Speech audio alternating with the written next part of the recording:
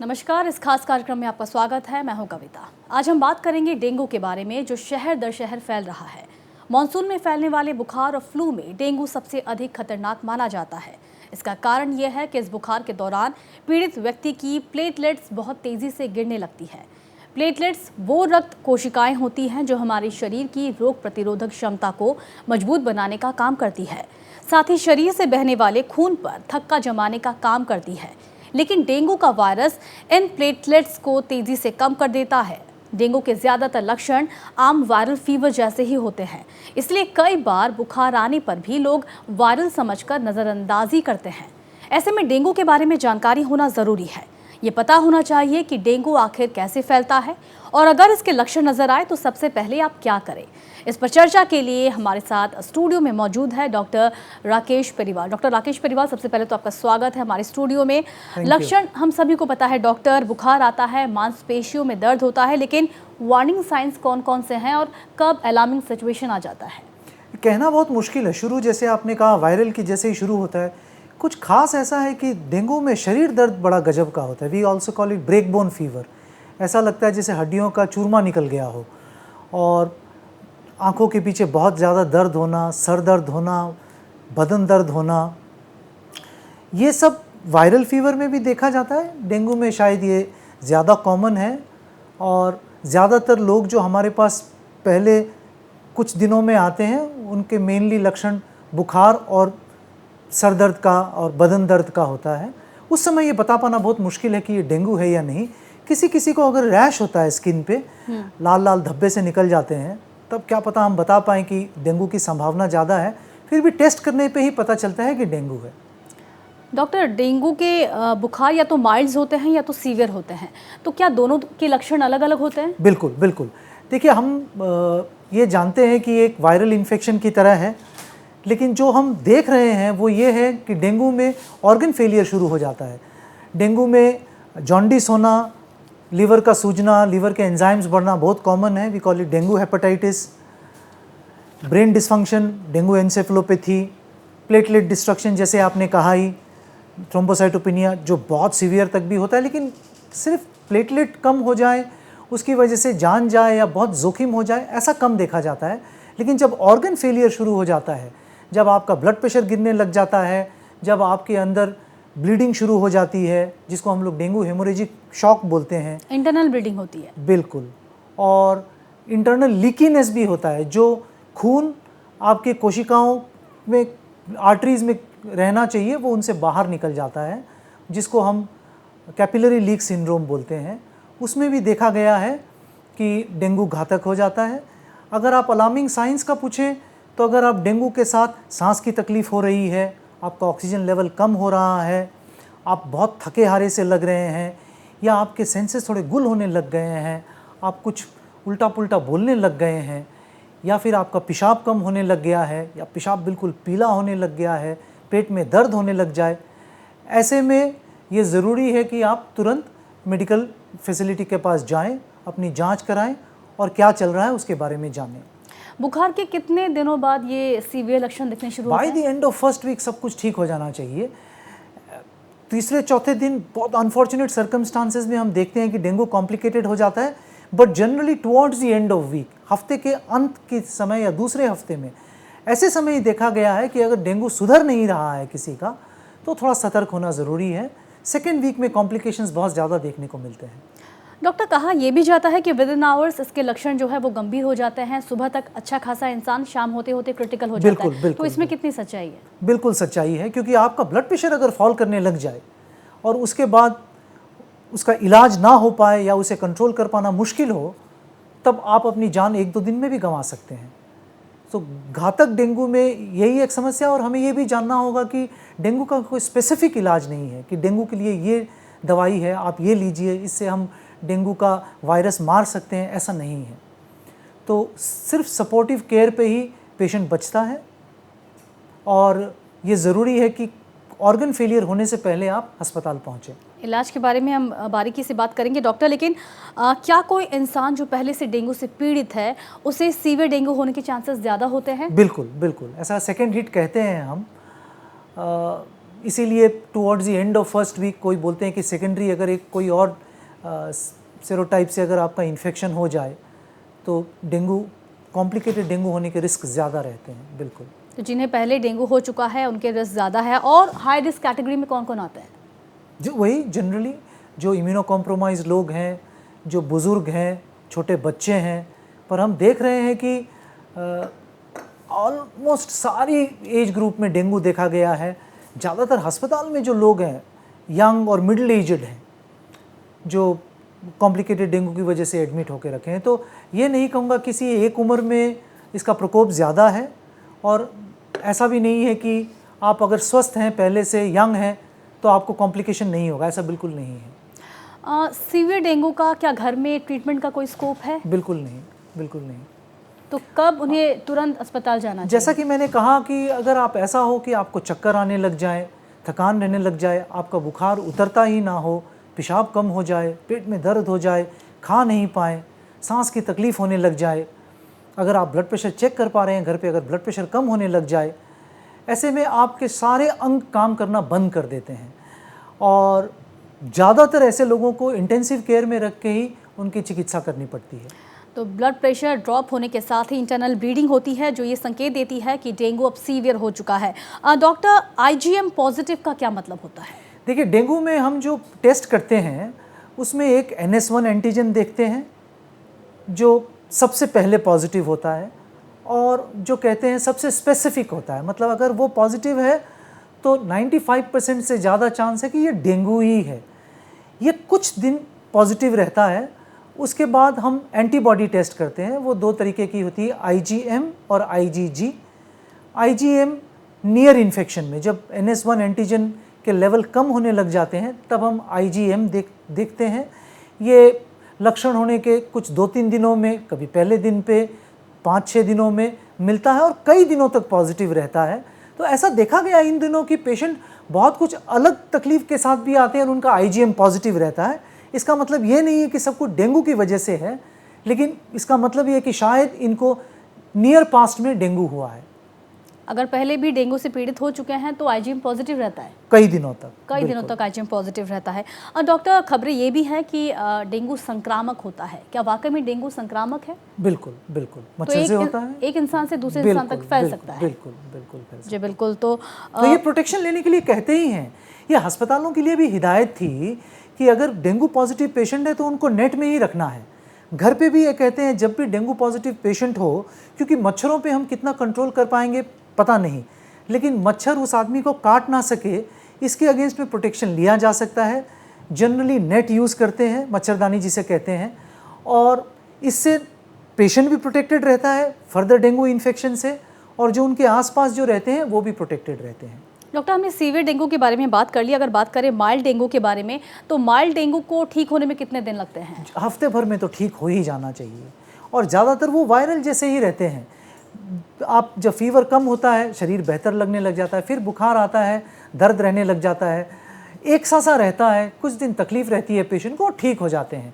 सतर्क तब होना है या चिंता तब होती है जब उनके सिम्टम्स ठीक ही ना हो रहे हों, हफ्ता होने को हो गया है, अभी भी तकलीफ़ चल रही है। ऐसे में अगर आपकी जांच पहले भी की हुई है तो वापस से शरीर की जांच कराएं, देखें कि आपके जो इंटरनल ऑर्गन हैं, जो अंग हैं, वो कैसे काम कर रहे हैं। तो कुल मिलाकर माइल्ड डेंगू घर में ही आप ट्रीटमेंट कर सकते हैं उसके? बिल्कुल। जी बिल्कुल। तो डॉक्टर, आपने इलाज की बात की, आपने कहा कि सटीक इलाज डेंगू का नहीं है, तो कैसे ट्रीट करते हैं पेशेंट्स को डेंगू के? देखिए, जो मोस्ट इम्पॉर्टेंट पार्ट है वो है आपका ब्लड प्रेशर बना के रखना।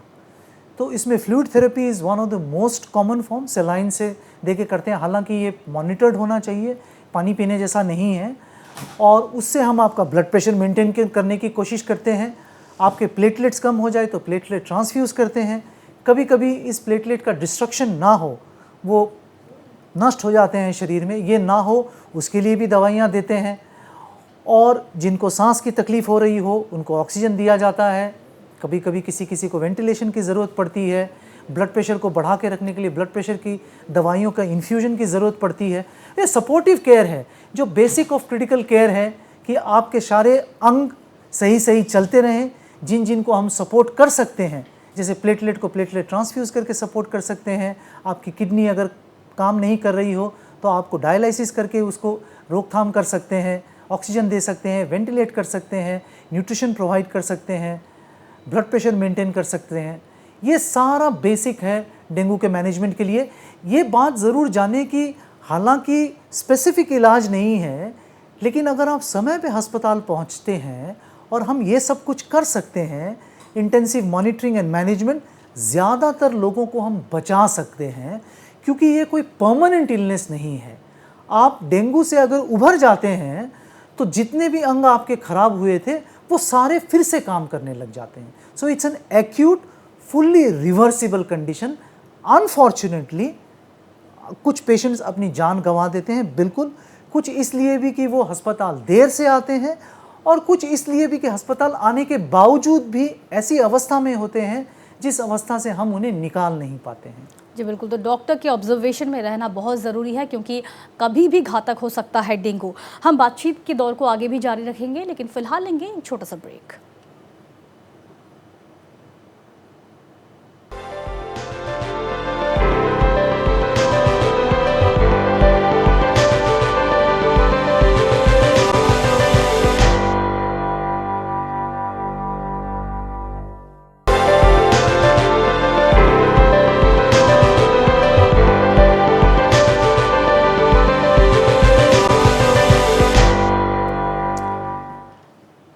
ब्रेक के बाद आपका फिर से स्वागत है। आज हम बात कर रहे हैं डेंगू पर, जिस पर चर्चा के लिए हमारे साथ स्टूडियो में मौजूद है डॉक्टर राकेश परिवाल। डॉक्टर राकेश, आप अस्पताल से जुड़े हुए हैं, कहाँ कहाँ से केसेस आ रहे हैं डेंगू के और कितने गंभीर आ रहे हैं सर? ज़्यादातर हम देख रहे हैं कि ये नागालैंड का जो एरिया है, इस बार वहाँ से बहुत सारे पेशेंट गुवाहाटी भी आ रहे हैं। एक कारण ये भी है कि वहाँ पे हेल्थ केयर फैसिलिटी इतनी डाइवर्स नहीं है कि वो सारे पेशेंट्स मैनेज कर सकें, और ऐसा भी देखा गया है कि बेड ऑक्यूपेंसी बहुत ज़्यादा है वहाँ पे, और कार्बी आंगलोंग एरिया से भी देख रहे हैं बहुत सारे पेशेंट आ रहे हैं। सो ये जो नागालैंड असम का एडजॉइनिंग बॉर्डर एरियाज़ है, उस एरिया में शायद मच्छर का वहाँ कॉन्सेंट्रेशन ज़्यादा हो, लैंडस्केप इस तरह का है कि फैलना बहुत आसान हो। तो इन सब जगहों से देख रहे हैं। ऐसा भी देख रहे हैं कि गुवाहाटी के जो लोकल लोग हैं उनको भी डेंगू हो रहा है। तो ज़्यादातर कंसंट्रेशन जो पेशेंट्स का देखा गया, जो आ रहे हैं, जिनको हम आईसीयू में देख रहे हैं, वो ज़्यादातर नागालैंड एंड एडजॉइनिंग एरिया से हैं। और कैसे पैटर्न्स आप देखते हैं? जो बदलाव देख रहे हैं वो ये है कि हर तरह का ऑर्गन फेलियर देख रहे हैं। हर बार एक नया रंग रूप लेके आता है डेंगू। इस बार जो हमने देखा है, निमोनिया बहुत ज़्यादा है। डेंगू से पेशेंट को सांस की तकलीफ होना, जैसा हम कोविड में देखा करते थे। कोविड भी एक वायरल इलनेस है। तो ये एक ऐसा वायरस है जो ज़्यादातर शरीर के अंगों को प्रभावित कर सकता है। इस बार बहुत लोगों में हमने देखा है कि सांस की तकलीफ रहती है, ऑक्सीजन कम हो जाता है।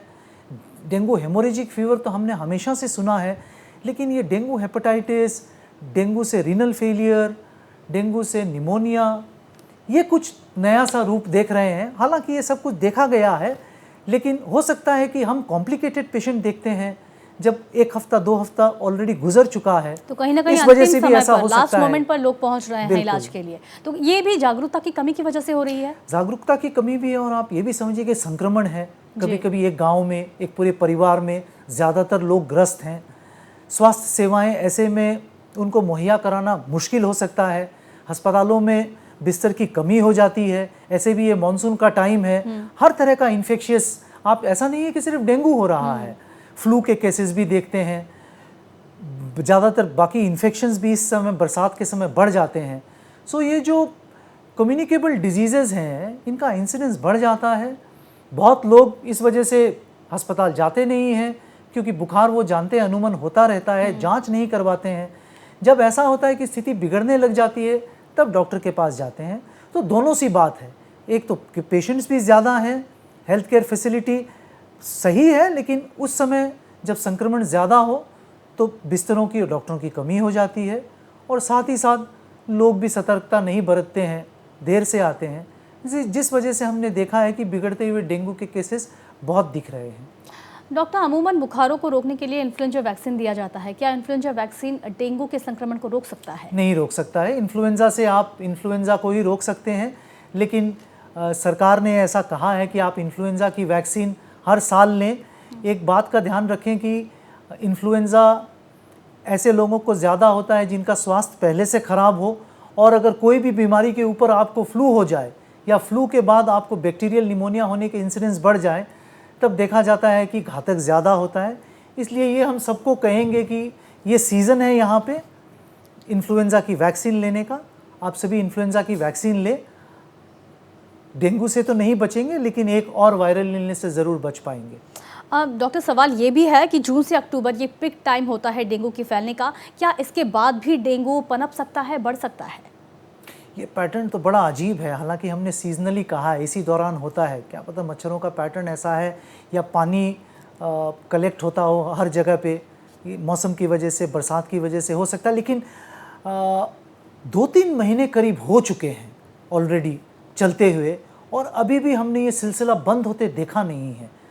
तो ये तो ठंड आने पे ही पता चलेगा कि डेंगू का प्रकोप कैसा रहना है। जी बिल्कुल, तो समय के साथ ये पता चलेगा कि डेंगू का प्रकोप क्या होता है, कंट्रोल में आता है या फिर ये बढ़ेगा। डॉक्टर, डेंगू के बुखार में जैसे कि आपने भी बताया प्लेटलेट्स कम होने लगते हैं, और उन्हें कैसे बढ़ाया? क्या घरेलू तौर पर उन्हें बढ़ाया जा सकता है? पपीते के पत्ते का बहुत जिक्र होता है, क्या वाकई में वो काम करता है?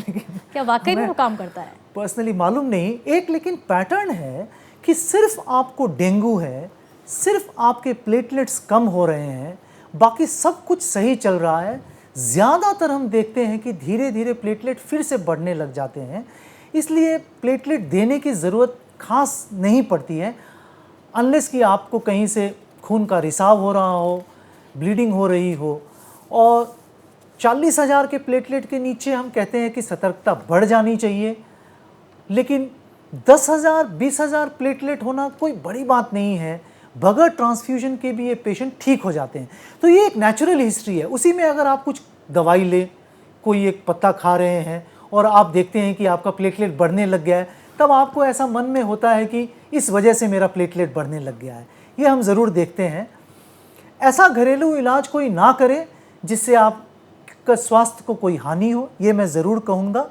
हालांकि कोई अगर रेमेडियल मेजर अवेलेबल हैं जो सेफ़ हैं, क्या आप उसको यूज़ करना चाहें कर सकते हैं, लेकिन ये बात आप जानें कि सिर्फ प्लेटलेट कम होने से डेंगू में इतना खतरा नहीं है। सिर्फ प्लेटलेट कम हो, खतरा तब बनता है जब आपका ब्लड प्रेशर कम होने लग जाता है और आपके शरीर के बाकी अंग काम करना बंद कर देते हैं। तो मेजर ऑर्गन अगर फेल होने लगे और ब्लड प्रेशर ड्रॉप हो जाए तो गंभीर सिचुएशन आ सकती है।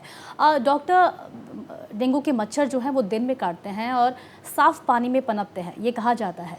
क्या कुछ सच्चाई है इसमें, और कैसे सावधानी बरत सकते हैं? पानी है, कैसे सावधानी बरत सकते हैं? सावधानी तो आपको पानी ठहरने नहीं देना है आसपास। मुश्किल है ये। हम ये भी कहते हैं कि जहाँ तक हो सके नेट का इस्तेमाल कीजिए। मच्छरों से बचने के जितने भी कारगर उपाय हैं, जैसे फुल स्लीव्स के कपड़े पहनना, फुल ट्राउज़र्स पहनना, जूते पहनना, ना किसी तरह का क्रीम लगाना जिससे आप मच्छरों के काटने से बच पाएँ, ये सब अगर एक साथ किया, मच्छरों से अगर आप बच जाएं तो आपको डेंगू नहीं होगा। It cannot be transmitted. एक आदमी से दूसरे आदमी के बीच ये मच्छर ही है जो डेंगू के वायरस को लेके जाता है। डॉक्टर, आपने बताया क्या कुछ करना चाहिए, क्या नहीं करना चाहिए, अगर वो भी बता दें तो दर्शकों को ज़रूर ज़ाहिर तौर पर लाभ होगा। एक तो ऐसा है कि बुखार हो, अगर बहुत ज़्यादा सर दर्द, बदन दर्द, कमर दर्द ऐसा रहता हो, आँखों के पीछे बहुत ज़्यादा भारीपन सा रहता हो, तब हो सकता है कि डेंगू हो। ऐसे में आप अपना जांच करवाएं। जैसा कि मैंने कहा, अगर आप पहले जांच कराते हैं तो टेस्ट पॉजिटिविटी मोर स्पेसिफिक होता है। हम बहुत सटीकता से बोल सकते हैं कि आपको डेंगू है या नहीं है। डेंगू का किट ज़्यादातर हर जगह अवेलेबल है। NS1 एंटीजन कुछ दिनों तक पॉजिटिव रहता है। तो ये ज़रूरी है कि आप लक्षणों के साथ साथ अपने जाँच कराएँ।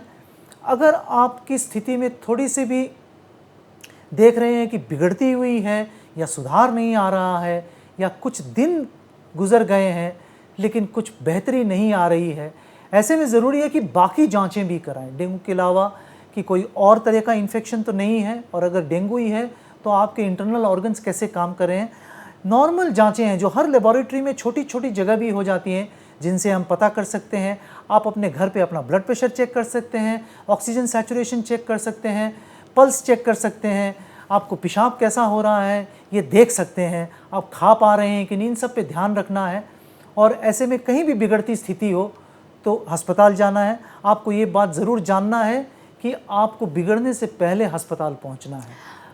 डॉक्टर, आंखों के पीछे भारीपन, क्या ये वायरल फीवर में भी ये सिम्टम्स बिल्कुल देखा जाता है, देखा लेकिन ये जाता है। डेंगू में हम स्पेसिफिक एक क्वेश्चन पूछते हैं कि रेट्रो ऑर्बिटल पेन है क्या, आंखों के पीछे दर्द है क्या। खास देखा जाता है कि डेंगू में ज़्यादा लोगों में देखा जाता है, और जैसा कि मैंने नाम ही कहा, ब्रेकबोन फीवर ही बोलते हैं। जैसा पेन शायद डेंगू वायरस के इन्फेक्शन में होता है, शायद बाकी वायरस इन्फेक्शन में ऐसा ना होता हो। जी बिल्कुल। तो बहुत सारी बातें कही डॉक्टर ने जिस पर आप अमल करके खुद को बचा सकते हैं। डॉक्टर, डेंगू में खान पान का ख्याल भी रखना पड़ता है, कौन सी चीज़ें खानी चाहिए और किससे परहेज़ रखना चाहिए? ऐसा कुछ खास नहीं है, लेकिन खुराक के ऊपर ध्यान इसलिए देना है कि आपको एक संक्रमण होकर रखा है, आपको उससे उभरना है। आपका शरीर का जो इम्यून सिस्टम है वही उस वायरस से फाइट करेगा। तो खाने पे ध्यान रखना है, स्पेशली अगर बच्चों में हो, ये देखना है कि उनकी खुराक बनी रहे। बुज़ुर्गों में भी यही एक सतर्कता बरतनी है। और 7 दिन, 10 दिन, 15 दिन ऐसा हो सकता है कि आपके एपेटाइट बिल्कुल कम रहे, आपकी रुचि ना रहे। ऐसे में ध्यान रखना है, कुछ ऐसा आप खाएं या कुछ ऐसा ना खाएं। कुछ ज़्यादा साइंस तो नहीं है इसके पीछे, लेकिन स्वस्थ खाएं, और कोई संक्रमण ना हो। डेंगू ऐसा देखा जाता है कि दूसरे संक्रमण भी अगर डेंगू ग्रसित कोई पेशेंट है उसको होने के चांस बढ़ जाते हैं। तो बैलेंस डाइट, जी बैलेंस डाइट और हेल्दी खाना अगर आप लेंगे और एटलीस्ट तो कंटेमिनेटेड ना हो, जी कि आप किसी तरह का और इन्फेक्शन उस समय ना हो जाए। डेंगू होते समय थोड़ा सा इम्यून सिस्टम हमारा गड़बड़ाया हुआ रहता है। हम ये देखते हैं कि जो पेशेंट कॉम्प्लिकेशन लेके आते हैं वो सिर्फ डेंगू की वजह से ही नहीं होते, सुपर एडेड इन्फेक्शंस की वजह से होते हैं। बैक्टीरियल इन्फेक्शन होने के इंसिडेंस बढ़ जाते हैं, वो भी आपके शरीर में आपके डाइजेस्टिव ट्रैक्ट से घुस सकते हैं, आपकी सांस की नली से अंदर आ सकते हैं। तो स्वच्छ खाना हो, स्वच्छ हवा हो, ये ज़रूरी है। जी बिल्कुल, बहुत बहुत धन्यवाद आपका डॉक्टर, हमें अपना बेशकीमती वक्त देने के लिए और इतना कुछ बताने के लिए। तो डेंगू का पता ना चलने पर गंभीर जटिलताएं हो सकती हैं और यहाँ तक कि कुछ मामलों में मौत भी हो सकती है। लक्षण दिखते ही आप तुरंत डॉक्टर के पास जाएं और अपनी जांच करवाएं। यदि आपके परिवार में कोई डेंगू बुखार से पीड़ित है तो सुनिश्चित करें कि उन्हें सही उपचार मिले और हमेशा जटिलताओं पर ध्यान दें। इसी के साथ फिलहाल के लिए बस इतना ही। देश और दुनिया की तमाम खबरों के लिए आप देखते रहिए नॉर्थ ईस्ट लाइव। धन्यवाद।